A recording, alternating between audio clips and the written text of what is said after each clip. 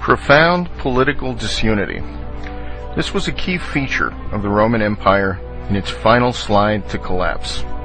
The shared values and consensus which had held the empire's core together dissolved, leaving petty fiefdoms to war among themselves for what power and swag remained.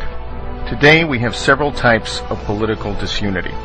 Superficially, the two political theater wings of the Demo-publicans stage a bitter partisan war over whose vision of the U.S. holds an increasingly enfeebled political power. But this is all theater and artifice. Neither wing has any vision or values of substance. Each slavishly serves their masters, the corporate cartels and financial oligarchy, while feeding their vast constituencies in the savior state with borrowed treasure to maintain the power. However, the real disunity is between a doomed status quo and those willing to deal with reality. Right now, those willing to deal with reality are few, but they have the distinct advantage of reality on their side, while the status quo has only propaganda, artifice, phony political theater, and empty promises. The disunity stems from the public's innate desire to hold on to the empty promises and cling to hope offered by the status quo that these grandiose, impossible promises will be met, despite the abundant factual evidence to the contrary. Every attempt to lead the public towards the realization that the present is unsustainable is crushed by a frantic assault by the cartels and players who will lose power and profits when the status quo crumbles.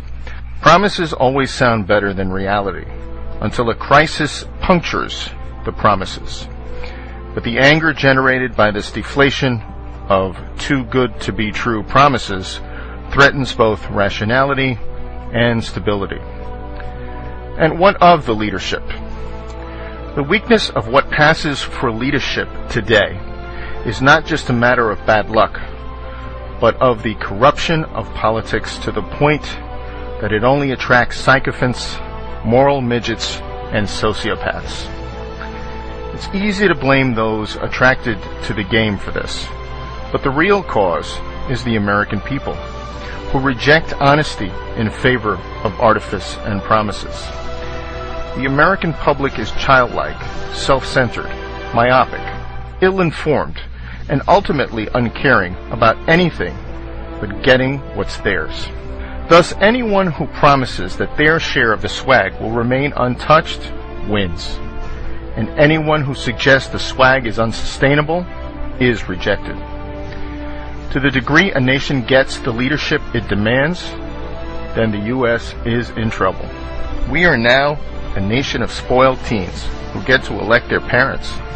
No surprise, the ones who never enforce any penalties, those that have learned never to challenge their own bosses, the kleptocrats, and who dole out the most allowances, win every time. Thus we get leaders who refuse to challenge the financial power elites and cartels because the status quo would devote all of their wealth and influence to defeating such a challenger. And we get leaders who refuse to be honest with the American people because that honesty is rejected as unwelcome. A real leader persuades the public to grow up rather than pander to their primal desires. But such a leader would only have one term of office, let alone be elected at all. A funny thing happens when a nation allows itself to be ruled by kleptocrats. Such rule is intrinsically destabilizing, as there is no longer any center to bind the nation together. The public sees the value system at the top as I, me, and mine. Greed fed by complicity and corruption, and they follow suit by pursuing whatever petty frauds and corruptions are within reach. Tax avoidance, cheating on entrance exams, gaming disability, lying on mortgage and job applications, and so on. Meanwhile, the diverting of national income into a few power centers is also destabilizing.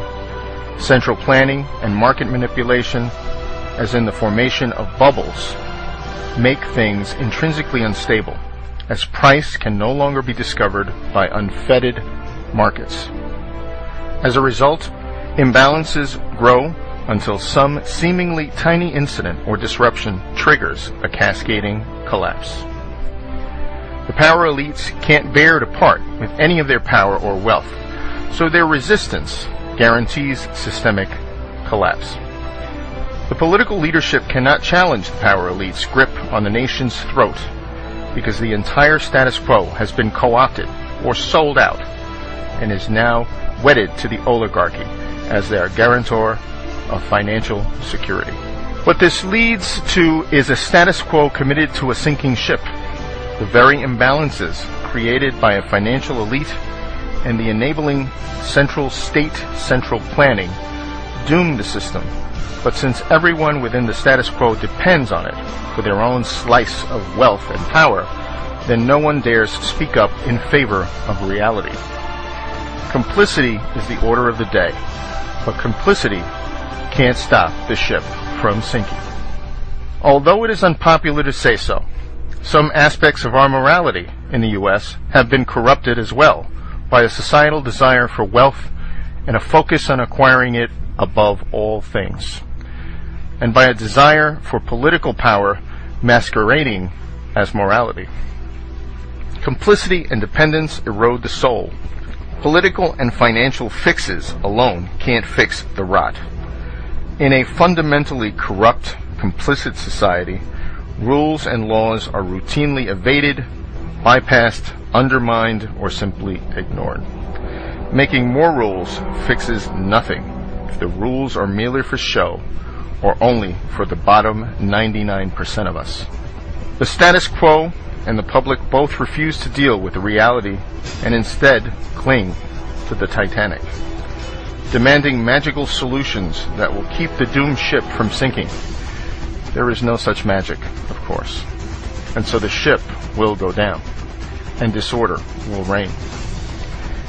It might take the shape of a financial crisis, such as devaluation or hyperinflation, or it might take a political crisis, such as a quiet coup by elites or an outbreak of resistance to the heavy-handed central state.